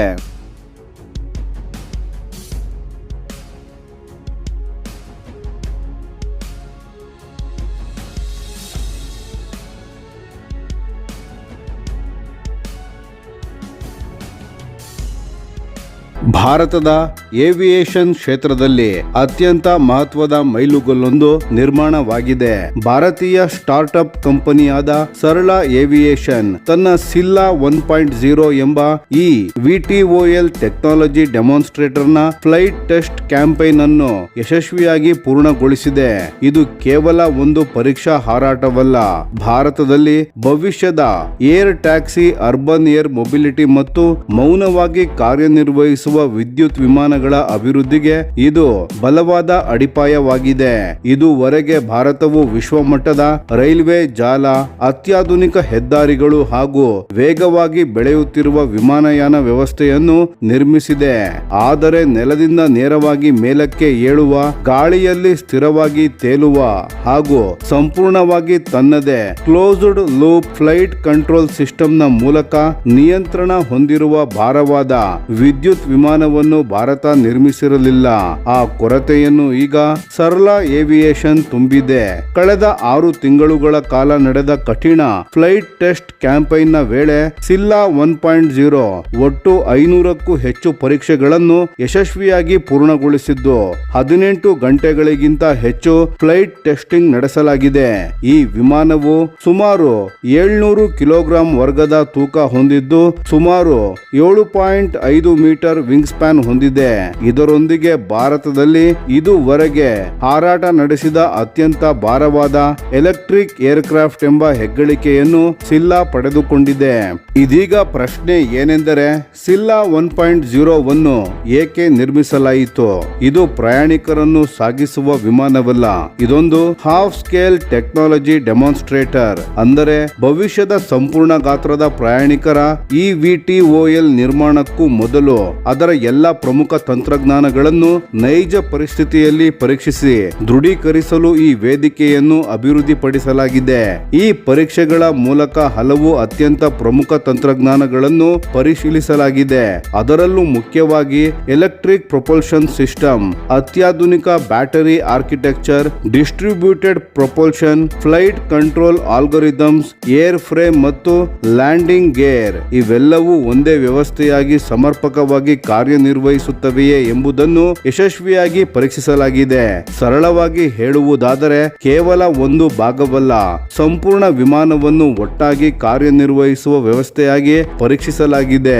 ಈ ಎಲ್ಲಾ ಪರೀಕ್ಷೆಗಳು ಯಶಸ್ವಿಯಾಗಿ ಪೂರ್ಣಗೊಂಡಿರುವುದರಿಂದ ಸಿಲ್ಲಾ 1.0 ತನ್ನ ಗುರಿಯಾಗಿದ್ದ ಎಲ್ಲಾ ಇಂಜಿನಿಯರಿಂಗ್ ಆಬ್ಜೆಕ್ಟಿವ್ಸ್ ಗಳನ್ನು ಸಾಧಿಸಿದೆ ಎಂದು ಕಂಪನಿ ಘೋಷಿಸಿದೆ. ದಕ್ಷಿಣ ಭಾರತದಲ್ಲಿ ಮಳೆಗಾಲ ಆರಂಭವಾಗುತ್ತಿರುವ ಹಿನ್ನೆಲೆಯಲ್ಲಿ ಮೊದಲ ಹಂತದ ಪರೀಕ್ಷೆಗಳನ್ನು ಮುಕ್ತಾಯಗೊಳಿಸಿ ಈಗ ಕಂಪನಿ ಮುಂದಿನ ಹಂತದ ಅಭಿವೃದ್ಧಿಯತ್ತ ಸಾಗುತ್ತಿದೆ. ಇಲ್ಲಿಯವರೆಗೆ ಸಂಗ್ರಹಿಸಿದ ಎಲ್ಲಾ ಫ್ಲೈಟ್ ಡೇಟಾವನ್ನು ವಿಶ್ಲೇಷಿಸಿ ಅದನ್ನು ಮುಂದಿನ ತಲೆಮಾರಿನ ಟೆಕ್ನಾಲಜಿ ಡೆಮಾನ್ಸ್ಟ್ರೇಟರ್ನ ಅಭಿವೃದ್ಧಿಗೆ ಬಳಸಲಾಗುತ್ತಿದೆ.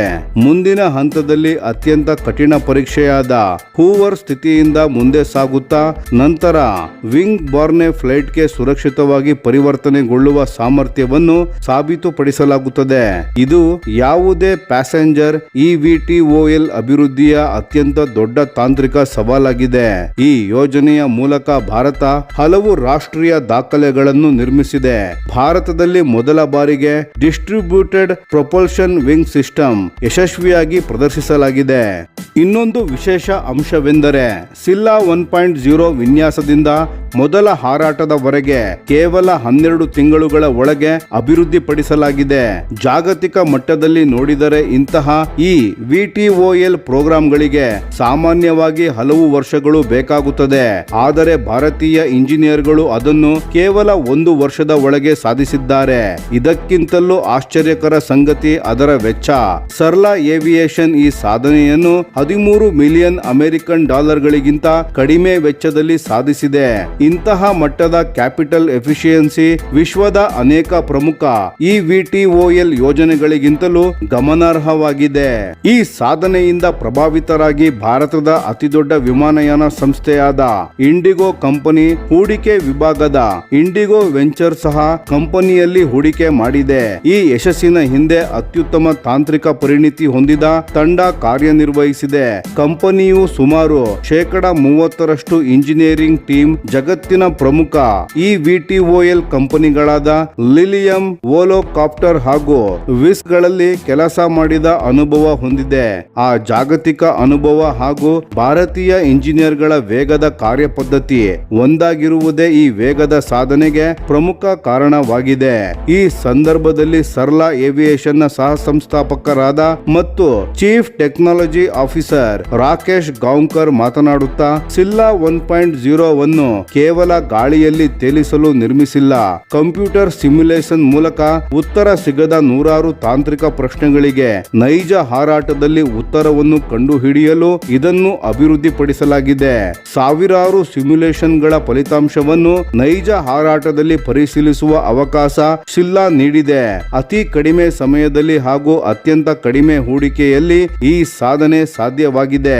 ಈಗ ನಾವು ಸಂಗ್ರಹಿಸಿದ ಎಲ್ಲಾ ಮಾಹಿತಿಯನ್ನು ಬಳಸಿಕೊಂಡು ಮುಂದಿನ ತಲೆಮಾರಿನ ವಿಮಾನಗಳನ್ನು ಅಭಿವೃದ್ಧಿಪಡಿಸುತ್ತಿದ್ದೇವೆ. ನಮ್ಮ ಅಂತಿಮ ಗುರಿ ಶೂನ್ಯ ಪ್ಯಾಸೆಂಜರ್ eVTOL ಏರ್ ಟ್ಯಾಕ್ಸಿಯನ್ನು ಅಭಿವೃದ್ಧಿಪಡಿಸಿ ಭಾರತದಲ್ಲಿ ಪ್ರಾದೇಶಿಕ ಹಾಗೂ ನಗರ ವಿಮಾನಯಾನ ವ್ಯವಸ್ಥೆಗೆ ಹೊಸ ದಿಕ್ಕು ನೀಡುವುದು ಎಂದು ತಿಳಿಸಿದ್ದಾರೆ. ಈ ಯಶಸ್ಸಿನ ನಂತರ ಕಂಪನಿ ಈಗಾಗಲೇ ಸಿಲ್ಲಾ 2.0 ವನ್ನು ಅಭಿವೃದ್ಧಿಯನ್ನು ಆರಂಭಿಸಿದೆ. ಸಿಲ್ಲಾ 2.0 ನಲ್ಲಿ ಮೊದಲ ಹಂತದಲ್ಲಿ ಪಡೆದ ಎಲ್ಲಾ ಅನುಭವ ಮತ್ತು ಮಾಹಿತಿಯನ್ನು ಬಳಸಲಾಗುತ್ತದೆ. ಸಿಲ್ಲಾ 1.0 ಮುಖ್ಯವಾಗಿ ಇಂಟಿಗ್ರೇಟೆಡ್ ಏರ್ಕ್ರಾಫ್ಟ್ ಸಿಸ್ಟಮ್ಸ್ ಹಾಗೂ ಕಂಟ್ರೋಲ್ಡ್ ಎಡ್ವರ್ಡ್ ಹೂವರ್ ಅನ್ನು ಸಾಬೀತುಪಡಿಸಿತು. ಆದರೆ ಸಿಲ್ಲಾ 2.0 ನ ಪ್ರಮುಖ ಗುರಿ ವರ್ಟಿಕಲ್ ಫ್ಲೈಟ್ ಮತ್ತು ವಿಂಗ್ ಬಾರ್ನೆ ಫ್ಲೈಟ್ ನಡುವಿನ ಸುರಕ್ಷಿತ ಹಾಗೂ ನಿಯಂತ್ರಿತ ಪರಿವರ್ತನೆಯನ್ನು ಸಾಧಿಸುವುದಾಗಿದೆ. ಈ ಹಂತ ಯಶಸ್ವಿಯಾದ ನಂತರವೇ ಪ್ರಯಾಣಿಕರನ್ನು ಸಾಗಿಸಬಲ್ಲ ಪ್ರಮಾಣೀಕೃತ ಪ್ಯಾಸೆಂಜರ್ VTOL ಅಭಿವೃದ್ಧಿಯ ದಾರಿ ಸಂಪೂರ್ಣವಾಗಿ ತೆರೆಯಲಿದೆ. ಹೀಗಾಗಿ ಸಿಲ್ಲಾ 1.0 ನಡೆಸಿದ ಪ್ರತಿಯೊಂದು ಯಶಸ್ವಿ ಹಾರಾಟವು ಭಾರತದ ಭವಿಷ್ಯದ ಏರ್ ಟ್ಯಾಕ್ಸಿ ವ್ಯವಸ್ಥೆಯನ್ನು ಇನ್ನಷ್ಟು ಹತ್ತಿರಕ್ಕೆ ತಂದಿದೆ. ಇದು ಕೇವಲ ಒಂದು ಪರೀಕ್ಷಾ ವಿಮಾನವಲ್ಲ, ಭಾರತದಲ್ಲಿ ಸಂಪೂರ್ಣ ಸ್ವದೇಶಿ electric aviation, urban air mobility ಮತ್ತು ಅತ್ಯಾಧುನಿಕ ಪ್ಯಾಸೆಂಜರ್ VTOL ಯುಗಕ್ಕೆ ನಾಂದಿ ಹಾಡಿರುವ ಐತಿಹಾಸಿಕ ಸಾಧನೆ ಎಂದರೆ ತಪ್ಪಾಗುವುದಿಲ್ಲ. ಮುಂದಿನ ದಿನಗಳಲ್ಲಿ ಶೂನ್ಯ ಯೋಜನೆ ಯಶಸ್ವಿಯಾದರೆ ಭಾರತದ ನಗರಗಳಲ್ಲಿ ಮೌನವಾಗಿ ಹಾರುವ ಎಲೆಕ್ಟ್ರಿಕ್ ಏರ್ ಟ್ಯಾಕ್ಸಿ ಸೇವೆಯನ್ನು ನೋಡುವ ದಿನವೂ ದೂರವಿಲ್ಲ. ಈ ಬೆಳವಣಿಗೆಯ ಕುರಿತು ಸ್ನೇಹಿತರೆ, ನಿಮ್ಮ ಅಭಿಪ್ರಾಯವೇನು? ಭಾರತದ VTOL ಕ್ಷೇತ್ರವು ವಿಶ್ವದ ಪ್ರಮುಖ ರಾಷ್ಟ್ರಗಳಿಗೆ ಸವಾಲು ಹಾಕಬಹುದೇ? ನಿಮ್ಮ ಅಭಿಪ್ರಾಯವನ್ನು ಕಾಮೆಂಟ್ ನಲ್ಲಿ ತಿಳಿಸಿ. ಧನ್ಯವಾದಗಳು.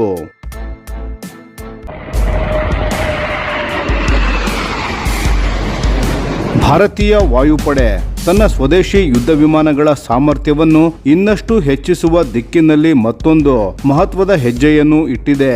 ತಮಿಳುನಾಡಿನ ಸೂಳೂರು ಏರ್ಫೋರ್ಸ್ ಸ್ಟೇಷನ್ ನಲ್ಲಿ ಇರುವ ತಾಂತ್ರಿಕ ಪ್ರದೇಶವನ್ನು ಸಂಪೂರ್ಣವಾಗಿ ಮೇಲ್ದರ್ಜೆಗೇರಿಸುವ ಕಾರ್ಯ ಆರಂಭವಾಗಿದ್ದು, ಇದರ ಮುಖ್ಯ ಉದ್ದೇಶ ತೇಜಸ್ MK1A ಯುದ್ಧ ವಿಮಾನಗಳ ದೀರ್ಘಕಾಲದ ಕಾರ್ಯಾಚರಣೆಗೆ ಅಗತ್ಯವಾದ ಅತ್ಯಾಧುನಿಕ ನಿರ್ವಹಣಾ ವ್ಯವಸ್ಥೆಯನ್ನು ನಿರ್ಮಿಸುವುದಾಗಿದೆ.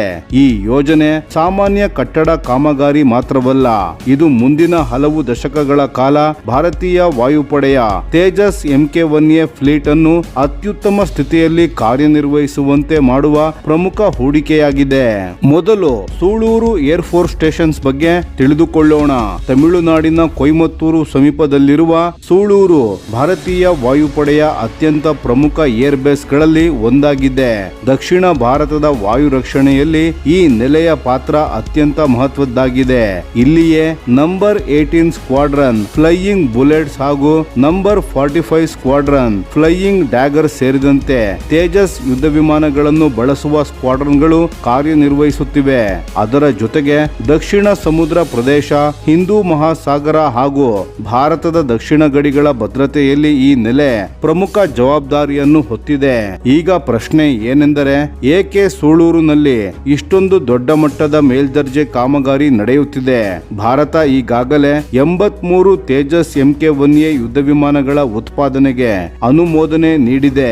ಇದಲ್ಲದೆ ಭವಿಷ್ಯದಲ್ಲಿ ಇನ್ನೂ ಸುಮಾರು 97 ಹೆಚ್ಚುವರಿ ತೇಜಸ್ MK1A ಖರೀದಿಸುವ ಯೋಜನೆಯು ಸರ್ಕಾರದ ಮುಂದಿದೆ. ಅಂದರೆ ಮುಂದಿನ ವರ್ಷಗಳಲ್ಲಿ ಭಾರತೀಯ ವಾಯುಪಡೆಯಲ್ಲಿರುವ ತೇಜಸ್ ವಿಮಾನಗಳ ಸಂಖ್ಯೆ ವೇಗವಾಗಿ ಹೆಚ್ಚಾಗಲಿದೆ. ಹೆಚ್ಚು ಯುದ್ಧ ವಿಮಾನಗಳು ಬಂದರೆ ಅವುಗಳನ್ನು ಕೇವಲ ಹಾರಿಸುವುದಷ್ಟೇ ಸಾಕಾಗುವುದಿಲ್ಲ. ಪ್ರತಿಯೊಂದು ವಿಮಾನಕ್ಕೂ ನಿಯಮಿತ ತಪಾಸಣೆ, ದುರಸ್ತಿ, ಬಿಡಿ ಭಾಗಗಳ ಬದಲಾವಣೆ ಹಾಗೂ ಸಂಪೂರ್ಣ ತಾಂತ್ರಿಕ ನಿರ್ವಹಣೆ ಅಗತ್ಯವಾಗುತ್ತದೆ.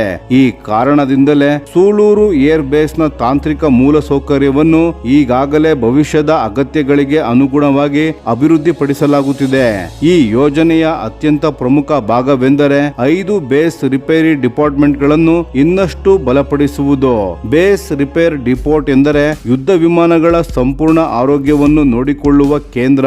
ಇಲ್ಲಿ ವಿಮಾನದ engine, radar, avionics, flight control systems, hydraulic systems, landing gear, electronic components ಹಾಗೂ ಇತರ ಪ್ರಮುಖ ಉಪಕರಣಗಳ ಪರಿಶೀಲನೆ ಮತ್ತು ದುರಸ್ತಿ ನಡೆಯುತ್ತದೆ. ಯಾವುದೇ ಸಣ್ಣ ತಾಂತ್ರಿಕ ದೋಷ ಕಂಡುಬಂದರೂ ಅದನ್ನು ಇಲ್ಲಿ ಸರಿಪಡಿಸಿ ಯುದ್ಧ ವಿಮಾನವನ್ನು ಮತ್ತೆ ಕಾರ್ಯಾಚರಣೆಗೆ ಸಿದ್ಧಗೊಳಿಸಲಾಗುತ್ತದೆ. ಹೀಗಾಗಿ ಈ ಡಿಪೋರ್ಟ್ ವಾಯುಪಡೆಯ ಕಾರ್ಯಕ್ಷಮತೆಯ ಹೃದಯ ಎಂದರೆ ತಪ್ಪಾಗುವುದಿಲ್ಲ. ಈ ಮೇಲ್ದರ್ಜೆ ಕಾಮಗಾರಿಯ ಮೂಲಕ ಏನೆಲ್ಲ ಬದಲಾವಣೆಗಳು ಆಗಬಹುದು? ಸ್ನೇಹಿತರೆ, ಮೊದಲನೇದಾಗಿ ಹೊಸ ಮೇಂಟೆನೆನ್ಸ್ ಹ್ಯಾಂಗರ್ಸ್ ನಿರ್ಮಾಣವಾಗುವ ಸಾಧ್ಯತೆ ಇದೆ. ಇದರಿಂದ ಒಂದೇ ಸಮಯದಲ್ಲಿ ಹೆಚ್ಚು ಸಂಖ್ಯೆಯ ತೇಜಸ್ MK1A ಯುದ್ಧ ವಿಮಾನಗಳ ಮೇಲೆ ಕೆಲಸ ಮಾಡಬಹುದು. ಎರಡನೇದಾಗಿ ಅತ್ಯಾಧುನಿಕ ಡಯಾಗ್ನೋಸ್ಟಿಕ್ ಎಕ್ವಿಪ್ಮೆಂಟ್ ಅಳವಡಿಸಲಾಗುತ್ತದೆ. ಇದರಿಂದ ಯಾವುದೇ ತಾಂತ್ರಿಕ ಸಮಸ್ಯೆಯನ್ನು ಅತ್ಯಂತ ವೇಗವಾಗಿ ಪತ್ತೆ ಹಚ್ಚಬಹುದು. ಮೂರನೆಯದಾಗಿ ಸ್ಪೇರ್ ಪಾರ್ಟ್ಸ್ ಗಳ ಸಂಗ್ರಹಣೆ ಮತ್ತು ಲಾಜಿಸ್ಟಿಕ್ಸ್ನ ವ್ಯವಸ್ಥೆ ಇನ್ನಷ್ಟು ಸುಧಾರಣೆಯಾಗುತ್ತದೆ. ಅಗತ್ಯ ಬಿಡಿ ಭಾಗಗಳು ತಕ್ಷಣ ಲಭ್ಯವಾದರೆ ಯುದ್ಧ ವಿಮಾನಗಳು ಹೆಚ್ಚು ಸಮಯ ನೆಲದಲ್ಲಿರುವ ಅವಶ್ಯಕತೆ ಇರುವುದಿಲ್ಲ. ನಾಲ್ಕನೆಯದಾಗಿ ಗ್ರೌಂಡ್ ಸಪೋರ್ಟ್ ಇಕ್ವಿಪ್ಮೆಂಟ್ ಕೂಡ ನವೀಕರಿಸಲಾಗುತ್ತದೆ. ಇದರಿಂದ ತಾಂತ್ರಿಕ ಸಿಬ್ಬಂದಿಗಳು ಇನ್ನಷ್ಟು ವೇಗವಾಗಿ ಹಾಗೂ ಸುರಕ್ಷಿತವಾಗಿ ಕೆಲಸ ನಿರ್ವಹಿಸಲು ಸಾಧ್ಯವಾಗುತ್ತದೆ. ಇದರ ಪರಿಣಾಮ ಭಾರತೀಯ ವಾಯುಪಡೆಗೆ ಏನು ಲಾಭ? ಸ್ನೇಹಿತರೆ, ಅತ್ಯಂತ ದೊಡ್ಡ ಲಾಭ ಎಂದರೆ ಆಪರೇಷನಲ್ ರೆಡಿನೆಸ್ ಗಣನೀಯವಾಗಿ ಹೆಚ್ಚುತ್ತದೆ. ಯುದ್ಧ ವಿಮಾನಗಳು ಹೆಚ್ಚು ಸಮಯ ನೆಲದಲ್ಲಿ ನಿಲ್ಲದೆ ಬೇಗನೆ ಮತ್ತೆ ಹಾರಾಟಕ್ಕೆ ಸಿದ್ಧವಾಗುತ್ತವೆ. ತುರ್ತು ಪರಿಸ್ಥಿತಿ ಅಥವಾ ಯುದ್ಧಗಳ ಸಂದರ್ಭದಲ್ಲಿಯೂ ಹೆಚ್ಚಿನ ಸಂಖ್ಯೆಯ ತೇಜಸ್ MK-1A ಯುದ್ಧ ವಿಮಾನಗಳು ಯಾವುದೇ ಕ್ಷಣದಲ್ಲಿ ಕಾರ್ಯಾಚರಣೆಗೆ ಸಿದ್ಧವಾಗಿರುತ್ತವೆ. ಇದನ್ನೇ ಏರ್ಕ್ರಾಫ್ಟ್ ಅವೈಲಬಿಲಿಟಿ ರೇಟ್ ಹೆಚ್ಚಿಸುವುದು ಎಂದು ಹೇಳಲಾಗುತ್ತದೆ. ವಿಶ್ವದ ಅತ್ಯಾಧುನಿಕ ವಾಯುಪಡೆಗಳು ಇದೇ ಮಾದರಿಯ ಮೇಂಟೆನೆನ್ಸ್ ಇನ್ಫ್ರಾಸ್ಟ್ರಕ್ಚರ್ಗೆ ಹೆಚ್ಚಿನ ಆದ್ಯತೆ ನೀಡುತ್ತವೆ. ಇದೀಗ ತೇಜಸ್ MK-1A ಬಗ್ಗೆ ಸ್ವಲ್ಪ ತಿಳಿದುಕೊಳ್ಳೋಣ. ತೇಜಸ್ MK-1A ಭಾರತದ ಸ್ವದೇಶಿ 4.5ನೇ ತಲೆಮಾರಿನ ಮಲ್ಟಿ ರೋಲ್ ಫೈಟರ್ ಏರ್ಕ್ರಾಫ್ಟ್ ಆಗಿದೆ. ಇದರಲ್ಲಿ ಅತ್ಯಾಧುನಿಕ AESA radar, electronic warfare suite, digital cockpit, air to air refuelling, beyond visual range missile capability, ಉತ್ತಮ ಕಮ್ಯುನಿಕೇಶನ್ ಸಿಸ್ಟಮ್ಸ್ ಹಾಗೂ ಅತ್ಯಾಧುನಿಕ ಮಿಷನ್ ಕಂಪ್ಯೂಟರ್ಗಳನ್ನು ಅಳವಡಿಸಲಾಗಿದೆ. ಇದು air defence, ground attack, maritime strike, reconnaissance ಸೇರಿದಂತೆ ಹಲವು ಕಾರ್ಯಗಳನ್ನು ಒಂದೇ ಸಮಯದಲ್ಲಿ ನಿರ್ವಹಿಸಬಲ್ಲ ಬಹುಮುಖ ಯುದ್ಧ ವಿಮಾನವಾಗಿದೆ. ಇಷ್ಟು ಅತ್ಯಾಧುನಿಕ ವ್ಯವಸ್ಥೆಗಳಿರುವ ಯುದ್ಧ ವಿಮಾನಗಳಿಗೆ ಅತ್ಯಾಧುನಿಕ ಮೇಂಟೆನೆನ್ಸ್ ಇನ್ಫ್ರಾಸ್ಟ್ರಕ್ಚರ್ ಕೂಡ ಅಗತ್ಯ. ಇಲ್ಲವಾದರೆ ದುಬಾರಿ ಯುದ್ಧ ವಿಮಾನಗಳು ಸಂಪೂರ್ಣ ಸಾಮರ್ಥ್ಯವನ್ನು ಬಳಸಲು ಸಾಧ್ಯವಾಗುವುದಿಲ್ಲ. ಅದರ ಕಾರಣದಿಂದಲೇ ಭಾರತೀಯ ವಾಯುಪಡೆ ಕೇವಲ ಹೊಸ ಯುದ್ಧ ವಿಮಾನಗಳನ್ನು ಖರೀದಿಸುವುದಲ್ಲ, ಅವುಗಳನ್ನು ನಿರಂತರವಾಗಿ ಅತ್ಯುತ್ತಮ ಸ್ಥಿತಿಯಲ್ಲಿ ಉಳಿಸುವ ಮೂಲಸೌಕರ್ಯಕ್ಕೂ ಸಮಾನ ಆದ್ಯತೆ ನೀಡುತ್ತಿದೆ. ಈ ಯೋಜನೆಯಿಂದ ಮತ್ತೊಂದು ಪ್ರಮುಖ ಲಾಭವೂ ಇದೆ. ಇದು ಸಂಪೂರ್ಣವಾಗಿ ಸ್ವದೇಶಿ ಯುದ್ಧ ವಿಮಾನಗಳಿಗೆ ಬೆಂಬಲ ನೀಡುವ ವ್ಯವಸ್ಥೆಯಾಗಿರುವುದರಿಂದ ಭಾರತದ ಆತ್ಮನಿರ್ಭರ ಭಾರತ ಮತ್ತು ಮೇಕ್ ಇನ್ ಇಂಡಿಯಾ ಗುರಿಗಳಿಗೆ ಮತ್ತಷ್ಟು ಬಲ ಸಿಗಲಿದೆ. ಭವಿಷ್ಯದಲ್ಲಿ ತೇಜಸ್ MK-2, TEDBF ಹಾಗೂ AMCA ಮೊದಲಾದ ಮುಂದಿನ ತಲೆಮಾರಿನ ಯುದ್ಧ ವಿಮಾನಗಳ ನಿರ್ವಹಣೆಗೆ ಬೇಕಾದ ಅನುಭವ ಹಾಗೂ ತಾಂತ್ರಿಕ ಸಾಮರ್ಥ್ಯವು ಇದೇ ರೀತಿಯ ಯೋಜನೆಗಳಿಂದ ಅಭಿವೃದ್ಧಿಯಾಗಲಿದೆ. ಒಟ್ಟಾರೆ ನೋಡಿದರೆ ಸೂಳೂರು ಏರ್ಫೋರ್ಸ್ ಸ್ಟೇಷನ್ ನಲ್ಲಿ ನಡೆಯುತ್ತಿರುವ ಈ ಮೇಲ್ದರ್ಜೆ ಕಾಮಗಾರಿ ಕೇವಲ ಒಂದು ಏರ್ಬೇಸ್ ಅಭಿವೃದ್ಧಿ ಯೋಜನೆ ಅಲ್ಲ. ಇದು ಭಾರತೀಯ ವಾಯುಪಡೆಯ ಭವಿಷ್ಯದ ಯುದ್ಧ ಸಾಮರ್ಥ್ಯವನ್ನು ಬಲಪಡಿಸುವ ದೀರ್ಘಕಾಲೀನ ತಂತ್ರಜ್ಞಾನದ ಭಾಗವಾಗಿದೆ. ವೇಗವಾದ ಮೇಂಟೆನೆನ್ಸ್, ಉತ್ತಮ ರಿಪೇರ್ ವ್ಯವಸ್ಥೆ, ಪರಿಣಾಮಕಾರಿ ಲಾಜಿಸ್ಟಿಕ್ಸ್, ಹೆಚ್ಚಿನ ಆಪರೇಷನಲ್ ರೆಡಿನೆಸ್ ಹಾಗೂ ಹೆಚ್ಚಿನ ಸಂಖ್ಯೆಯ ತೇಜಸ್ MK-1A ಯುದ್ಧ ವಿಮಾನಗಳನ್ನು ಸದಾ ಕಾರ್ಯಾಚರಣೆಗೆ ಸಿದ್ಧವಾಗಿಡುವ ಗುರಿಯನ್ನು ಈ ಯೋಜನೆ ಹೊಂದಿದೆ. ಮುಂದಿನ ವರ್ಷಗಳಲ್ಲಿ ಭಾರತೀಯ ವಾಯುಪಡೆಯ ತೇಜಸ್ ಫ್ಲೀಟ್ ಇನ್ನಷ್ಟು ವಿಸ್ತಾರವಾಗಲಿದ್ದು ಸೂಳೂರು ಏರ್ಫೋರ್ಸ್ ಸ್ಟೇಷನ್ ನಿಂದ ಅದರ ಪ್ರಮುಖ ತಾಂತ್ರಿಕ ಕೇಂದ್ರವಾಗಿ ರೂಪುಗೊಳ್ಳಲಿದೆ. ಇದು ಭಾರತದ ಸ್ವದೇಶಿ ರಕ್ಷಣಾ ಸಾಮರ್ಥ್ಯವನ್ನು ಮತ್ತೊಂದು ಹಂತಕ್ಕೆ ಕೊಂಡೊಯ್ಯುವ ಮಹತ್ವದ ಬೆಳವಣಿಗೆಯಾಗಿದೆ. ಸ್ನೇಹಿತರೆ, ಈ ವಿಷಯದ ಬಗ್ಗೆ ನಿಮ್ಮ ಅನಿಸಿಕೆ ಮತ್ತು ಅಭಿಪ್ರಾಯಗಳನ್ನು ದಯವಿಟ್ಟು ಕಾಮೆಂಟ್ ನಲ್ಲಿ ತಿಳಿಸಿ. ಧನ್ಯವಾದಗಳು.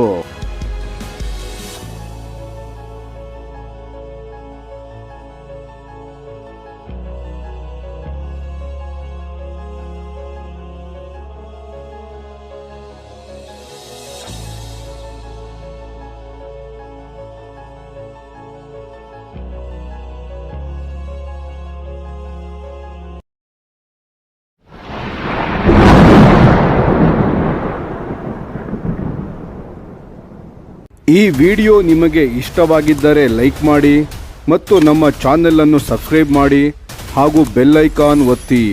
ಯಾವ ಅಪ್ಡೇಟ್ಗೂ ಮಿಸ್ ಆಗಬೇಡಿ. ಡಿಫೆನ್ಸ್ ಸುದ್ದಿಗಳನ್ನು ತ್ವರಿತವಾಗಿ ಪಡೆಯಿರಿ. ನಿಮ್ಮ ಬೆಂಬಲವೇ ನಮ್ಮ ಶಕ್ತಿ. ಭಾರತ ಬಲಿಷ್ಠವಾಗಲಿ ಎಂದು ಆಶಿಸುತ್ತಾ ಭಾರತ ಮಾತೆಗೆ ಜೈ. ಧನ್ಯವಾದಗಳು.